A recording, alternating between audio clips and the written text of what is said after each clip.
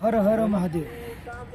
नुकतंच आमचं जे शांततेनं चाललेलं आंदोलन होतं ते प्रशासनाला हाताला धरून या सरकारनं त्या आंदोलन चिरडवण्याचं काम केलं. हे आंदोलन फक्त आमचं आंदोलन नव्हतं, तर हा कोळी बांधवांचा आक्रोश होता आणि या आक्रोशाच्या माध्यमातून आम्ही शासनाला जो इशारा द्यायचा तो दिला. भले आज आम्ही आंदोलन तुम्ही चिरडावलं, आम्हाला अटक केली, अटक करून आम्हाला पोलीस स्टेशनला नेलं. आम्हाला पोलीस स्टेशनवरून मी पहिलंच पोलीस स्टेशनला गाडी पोचण्याच्या आधीच पटकनी गाडीतून उतरलो होतो गाडी वळवताना, त्याच्यामुळं मी वाचलो. परंतु बाकीच्या बांधवांवरती गुन्हे दाखल झाले. त्याच्यानंतर मी इथं वापस आलो. पटकनी पॅन्डलमध्ये पाहिलं तर आपला पॅन्डल काढून टाकला गेला आणि हा पॅन्डल काढून टाकल्यामुळं आता आपण मैदान सोडल्यासारखं झालं आणि पलीकडे गुन्हे दाखल झाले. बरेच बांधव होते जे बांधव म्हणत होते की आपण पुन्हा आणखीन एक बरांशन करू, पुन्हा आणखीन बसू.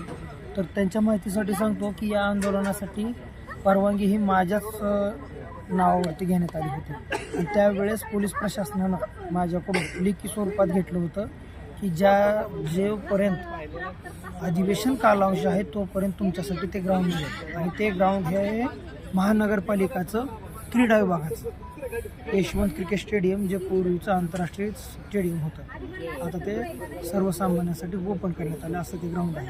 आणि या कालांशात, अधिवेशन कालांशात या ग्राउंडला कलेक्टरच्या अंडरमध्ये स्वाधीन केलं जातं. आता आज कलेक्टरचा अर्ज कलेक्टरच्या हातून हे ग्राउंड रिलीज झालं. आता ते पुन्हा महानगरपालिकेच्या अंडरमध्ये गेलं.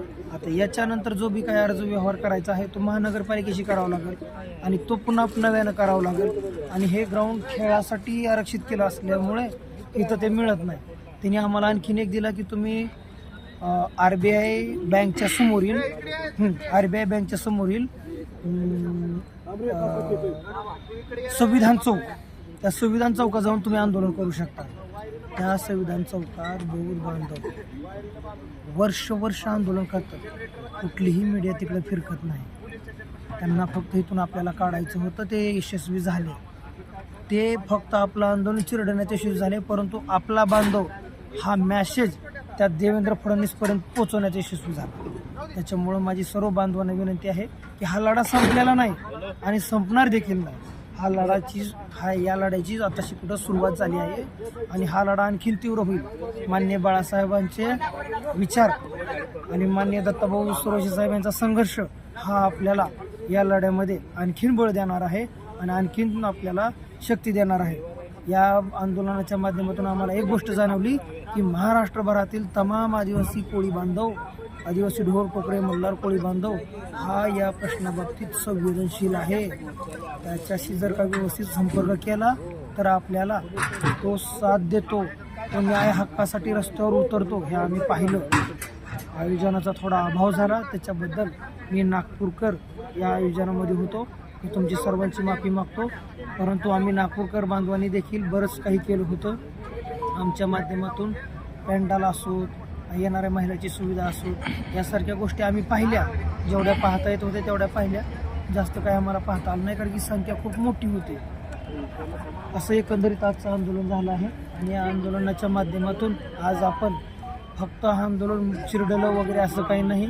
आज बऱ्याच बांधवांवरती गुन्हे दाखल झालेले आहेत. आम्ही पोलीस बांधवांचा ह्या बाबतीत सल्ला घेणार आहोत, वकील बांधवांचा सल्ला घेणार आहोत जे आपल्या जमातीतले आहेत आणि पुढे या बांधवांवरचे गुन्हे कसे काढता येतील या संदर्भात निर्णय घेणार आहोत.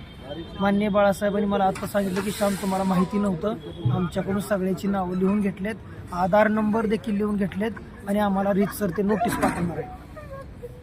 त्यावेळेस मी तिथं हजर नसल्या कारणाने मी देखील ग्रुपवरती मेसेज टाकला की गुन्हे कोणावरती दाखल झालेले नाहीत. परंतु देव करो आणि हे सर्वांचे गुन्हे माघारी येऊ. माननीय बाळासाहेब हे शासकीय नोकरदार असताना देखील त्यांनी हा एवढा मोठा त्याग दिला. गुन्हे दाखल करताना सर्वात पुढे जाऊन बाळासाहेबांनी सगळ्यात पहिला गुन्हा हा स्वतःवरती दाखल करून घेतला. बाळासाहेब बळवंतरावचा हा त्याग समाज विसरणार नाही. माननीय दत्ताभाऊ सुरोशे साहेब यांची प्रकृती खूप ढासळली होती. अनेक बांधव म्हणत होते की न्याय 2 दिवस लेट मिळाला तर चालेल, परंतु भाऊ तुमची तब्येत सांभाळा.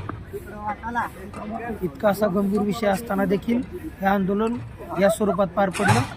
त्या ज्या आंदोलनस्थळी येणारे जे बांधव होते त्या सर्वांचे मी आभार मानतो. आपण सर्वांनी मिळून या आंदोलनाची शोभा वाढवली. तसेच आपण सर्वांनी या आंदोलनाच्या माध्यमातून या सरकारला मेसेज देण्यास सहकार्य केलं, त्याबद्दल आपले सर्वांचे आभार. मी नागपूरकर श्याम कोळी आपल्या सर्वांची पुन्हा एकदा काही चुकलं असल्यास माफी मागतो आणि माझे 2 शब्द संपवतो. हर हर महादेव.